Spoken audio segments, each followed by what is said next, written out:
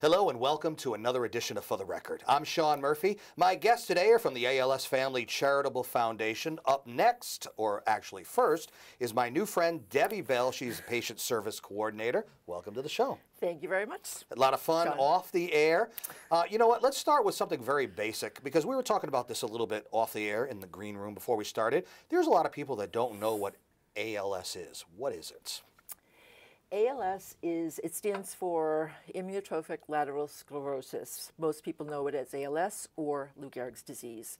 It's a neurological disease, and what happens is eventually patients lose all the ability to move, to speak, to swallow, to eat. The sad part about it is that your brain stays completely fine, so you know exactly what's happening to you. Wow, and it's like you are not in control of your own body, so A prisoner. which makes it more frustrating because you know what's going on and you can't do anything about it. You're a prisoner in your own body. Wow. It's very sad. And it's a sort of a slowly progressive disease. For the most part, it varies. There's no rhyme or reason. Some people, it's very fast moving, others very slow. We've had patients that have gone in less than a few months, and we have a patient down the Cape, Barbara, who 22 years now. Wow, wow. Mm-hmm. And I would imagine people do their best to try to live as close to a regular life as possible. Absolutely. Yeah, and I'm sure that as time has gone on from when they first sort of diagnosed it as a disease, you know, major strides have occurred. Yes, but we certainly wish that there were more, Yeah. and they still really don't know what causes it. And right now, with this Ice Bucket Challenge, it is finally getting the word out there, which has been phenomenal. Yeah, and that deserves its whole segment of its own. So we'll get to the Ice Bucket Challenge stuff in a little bit. But the way you described, or the actual meaning of the acronym ALS, really long. So obviously ALS is the way to go. Mm-hmm. How did Lou Gehrig, who's a famous baseball player, they call it his disease? How did that come about? He was the first one that was diagnosed, that they really were aware of it, and probably he was famous. Right. And he made it very open about it, which kind of unfortunately was named after him, that Yeah. he's known for more of that than as being a phenomenal baseball player. That's true, but at the same time, you kind of want someone with celebrity status because it gets recognized more Absolutely. that way. So that way it's more, you know, people are aware of it. You are the patient services coordinator, so what does Yes. that mean? That means that I go and visit families that have been diagnosed with ALS or have been living with ALS. And we are a very small organization, and there's 5 of us. We're all part-timers, and 3 of us have had personal with ALS. Myself with my sister-in-law, Mary Ellen, the president of the foundation, Mary Ann Singerson, her dad, Ed Scaba, and Donna Jordan, her brother, Cliff Jordan. It's interesting how people who you really become vested, you have a vested interest in it when somebody close to you this occurs to. And it's interesting you were saying you meet with the families, because when a person, and this is the case with a lot of organizations when they come in and talk about diseases, it's not just the individual themselves who contract a disease that suffer and have issues to deal with in life, but it's those closest to them, their loved ones, their family members. They have issues to deal with too, right? Our organization concentrates on, well, the families are living with the disease, and which is why Charitable Foundation, family is the key word, because usually it's the spouse or family member that is the primary caregiver. So their whole lives are turned upside down, especially if there's kids involved. And we try to keep everything as stable and, well, it's really impossible to keep it stable, but Right. try to help out with our patient programs that are geared to the family and to the patient. What are some of those programs that help them out a little bit? Our George Kerr Patient Fund, which helps out financially. If there's a piece of equipment that the insurance may not pay for completely, we'll help out with that. We have helped out, this past winters have been horrific. Yeah. So we've helped out with oil, some oil deliveries. If people need machines in order to breathe and they don't have generators, we've told them go stay at a hotel and just bill us. And any number of things. They can certainly call us. Yeah, it could be a different thing. It's very different depending on the individual and the help that they need. Absolutely. And then with the children, we have a children's fund, and right now with school starting, we have sent out gift cards to all families with children, school-age children. We do the same thing at Christmas to help with Christmas shopping. We have a scholarship fund that helps when they're ready to go to college, and this is even after the parent is, sadly, if they decease. They're always part of us. How are you funded to be able to provide for these families? We have fundraisers. Yeah. A A lot lot of of fun. them. Yeah. Yeah. And people donate, and we have scores of wonderful volunteers that help us out. You know, and I've discovered that even in the times that we're in, as far as economically, people, even in a recession, people are still willing to dig into their pockets and purses and give. Sometimes it may not be much, but they're still willing to do that. Have you noticed that? And you really are, you know, when you're talking about a nonprofit, you are the ones that will see it or not see it. Absolutely. And even doctors have said that it seems like ALS hits the nicest people. I mean, I have met the most incredible families I have ever known, and just, I can't even tell you how much they mean to me, and it's just been phenomenal. And I do want to mention that a couple of other programs is the respite, and that is to give the primary caregiver, which is usually family member or spouse, a break. We help out with the respite care, bringing someone in on top of what the insurance already covers to give them a break. Now, the goal is to provide these services right in the home of the families, correct? I would say that 90% of our patients are in the home. Okay, all right. Now, you service ALS Family Charitable Foundation services basically most or all of New England? All of New England. All of New England? Mm-hmm. Okay, so that's a pretty wide range of people Yes. to be able to serve. And to get around. New England's, you know, not that small. I mean, it's 6 states, and No, you know, I would imagine there's a lot of on-the-road time for you too, right? Just ask my GPS lady. She knows. Yeah. You probably memorize the GPS stuff by heart at this point, huh? No. No. So, charities, charitable events, fundraisers. What kind of events do you have? I would imagine it's all different things, like you said, fun stuff, and depending on the time of year, will determine like what kind of events you have going on. Coming up right now, in September 7th, is our 18th year annual Cliff Walk, which is at the Cape Cod Canal, and we will be posting the website on so everyone can still come. It is geared to families. We've got bouncy rides, free food, music.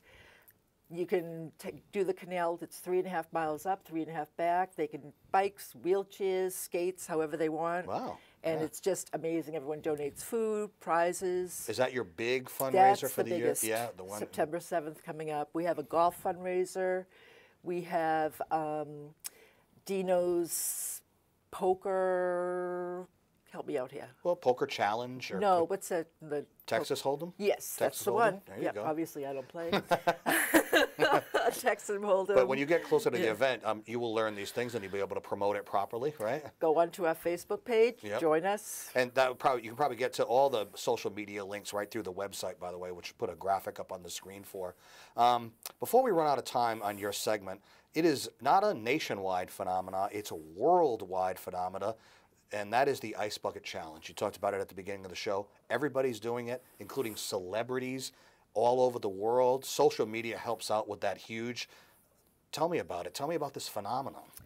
Well, Peter Frates is the one that pretty much started it, got it going. Thank you so much.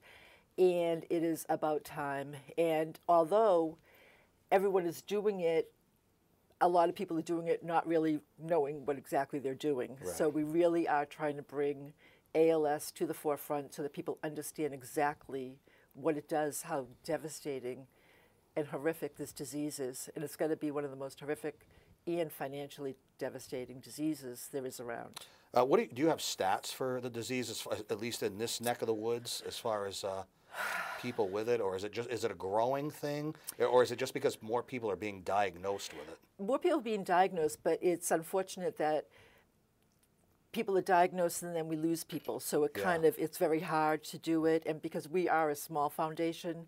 And I do want to mention that I work very closely with like Connecticut chapter, Mass chapter, the New England chapter. They're phenomenal. I couldn't do it myself without them and without, we have on a whole 60% of the monies that we bring in go right to the patients. 20% go to research, which is TDI, is our research place.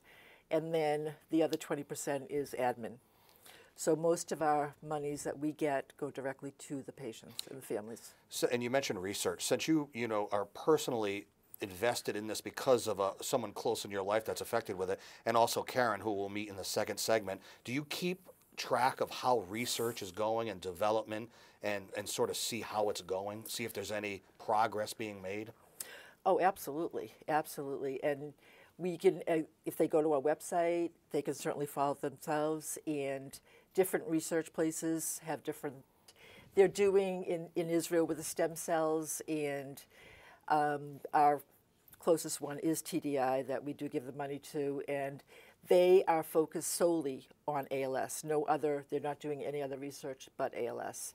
And I do want to mention one other thing, though, is recently Medicare changed its laws for the communication devices, because once a patient cannot communicate anymore, they have to rely on social media and the internet. And we help provide some of the communication devices, which was Dynavox and now Toby.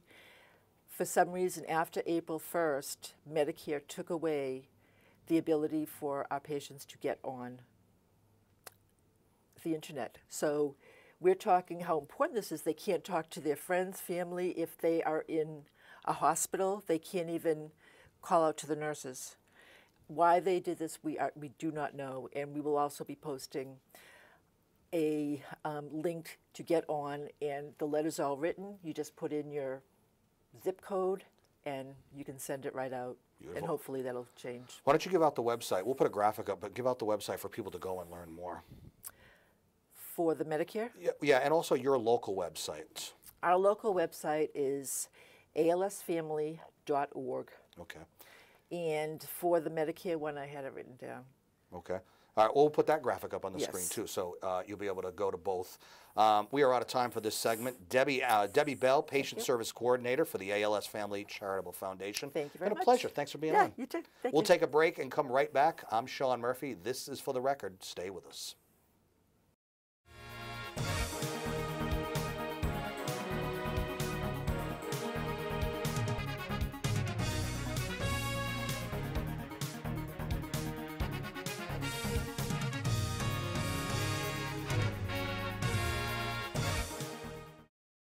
Welcome back to For the Record. I'm Sean Murphy. We're still chatting with the folks from the ALS Family Charitable Foundation. This segment, it's Karen Avalon, involved with the foundation, and also, has a family member affected with the disease. And again, everybody in this organization, as it seems, has a personal vested interest in it. First of all, thank you for being on the show today. Thank you, Sean. What is the proper title to use for you with the foundation? I'm not with the foundation. Okay. But, I mean, you're heavily involved with it. Well, I'm more, Deb has come to my rescue, is more like it. And we've just become very close friends because of the intertwining of this disease. Right. And, yeah. And again, whether you're involved with the foundation or you work with them, again, if there's somebody close to you in your life, you automatically have a vested interest. You do all the research on it, and that's exactly what you have done for the last 5 years. You've been nothing but learn as much as you can about Absolutely. it, right? So, Absolutely. So talk about. Let's start maybe 5 years ago when you found out.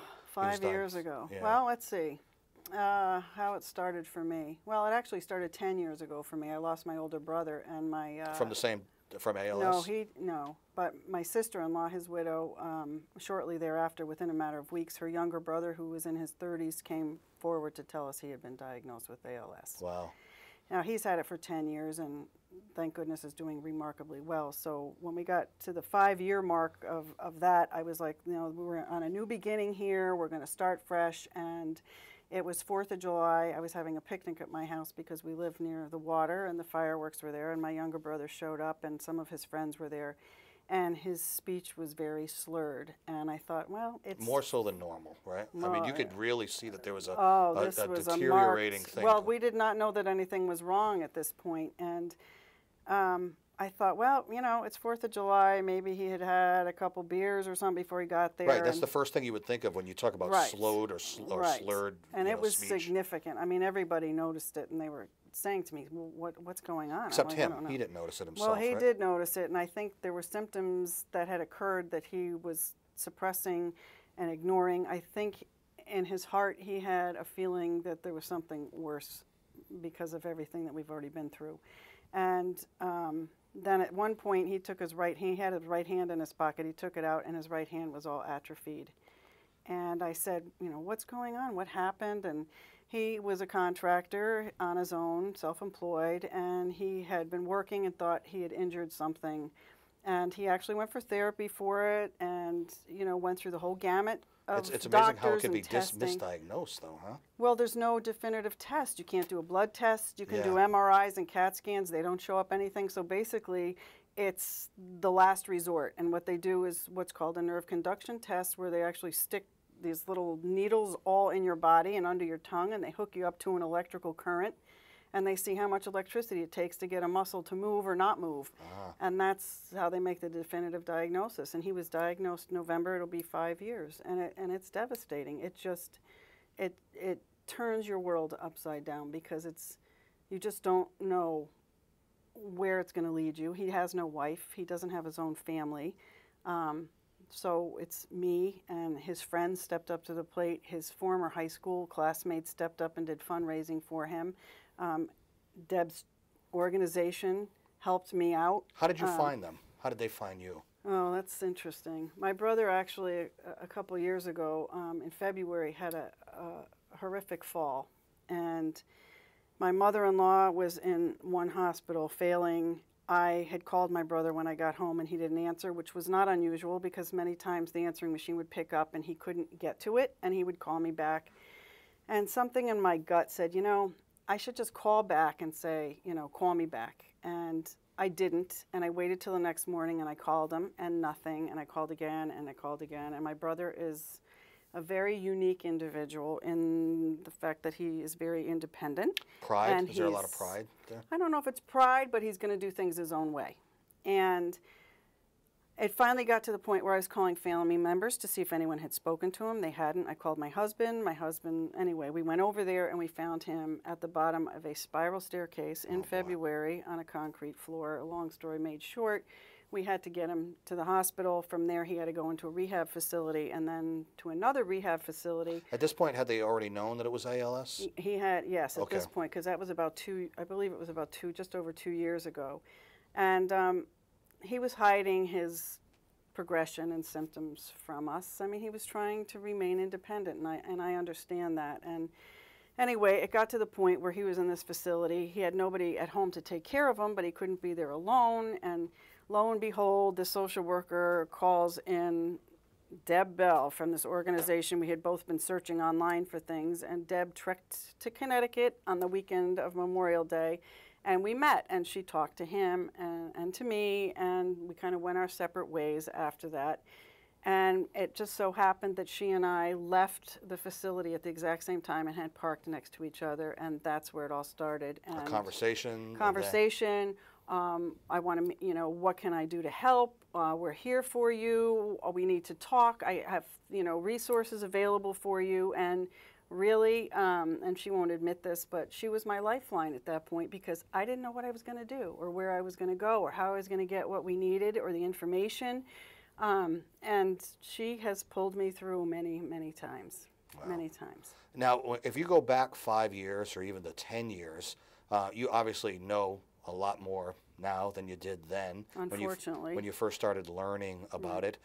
Do you see progression being made, and if maybe not in the disease itself, but in the way it's coped with, treated, maybe a lot more support structure in place for people, families and the individuals? I think if people know where to look, it's these little foundations and charities that are created by people that have been touched by this disease.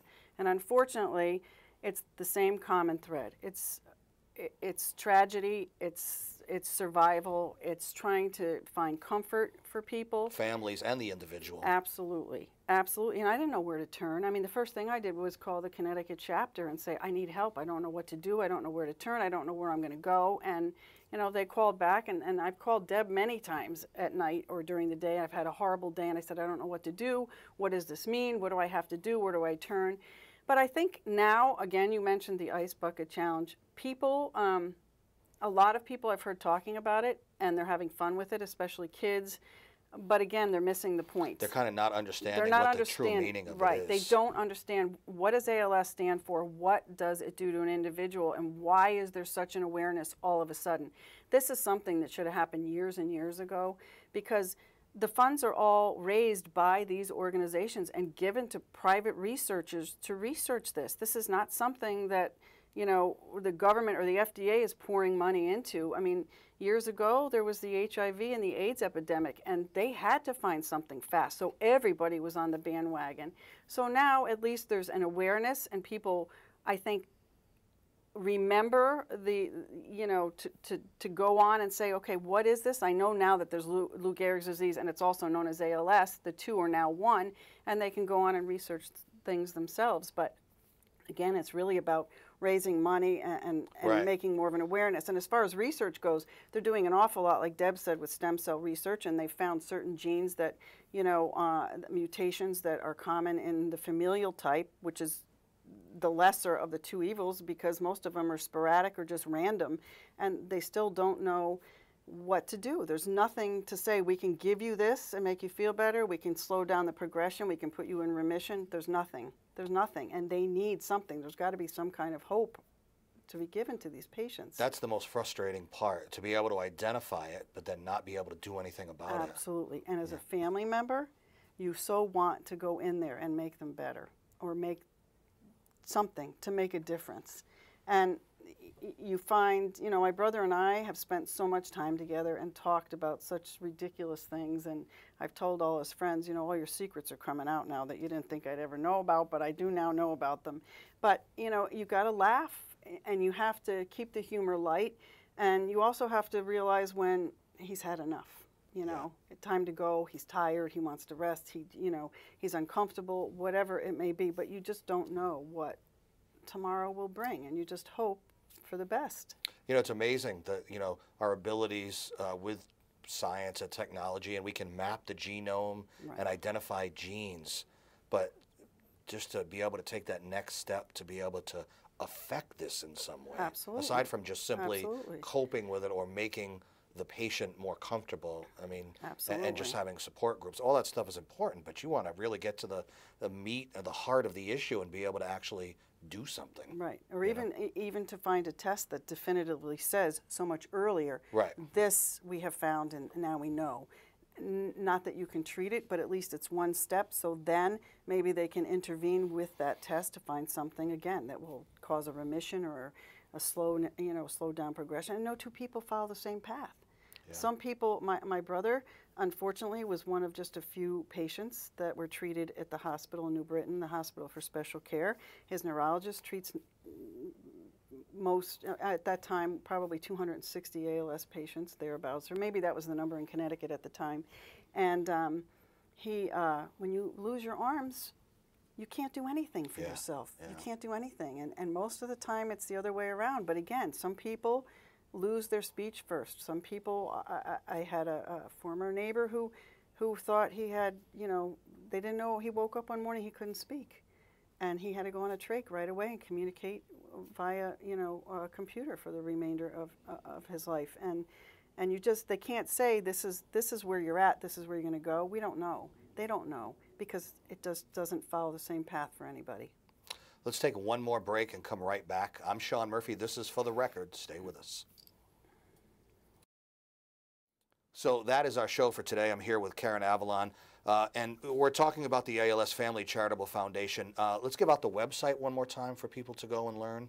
For Deb, for their website, Yep. it's I just forgot it again. No, it's that's okay. ALSfamily.org. ALSfamily.org. Yeah. We'll put a graphic up Yeah. on the screen anyway. And Deb's contact information is on there as well. There's also the Connecticut chapter for those that are in the Connecticut area, and they're fantastic. You call them, they will return your calls. And for those that maybe just have questions and are wondering, like you were way back when, now there are at least more resources available. What should they do? Just get in contact with them and just ask questions? Yes, ask questions, contact one of the local associations or the chapters, any of the foundations or charities. Also the Hospital for Special Care, they deal with this on a daily basis, and they're an incredible team of people that will do absolutely anything for you. Karen Avalon, thanks for being on the show today. Thank you, Sean. And thank you for joining us for another edition of For the Record. We will see you next time. By the way, this show and many others can be seen on our YouTube site, so be sure to check that out too. Take care.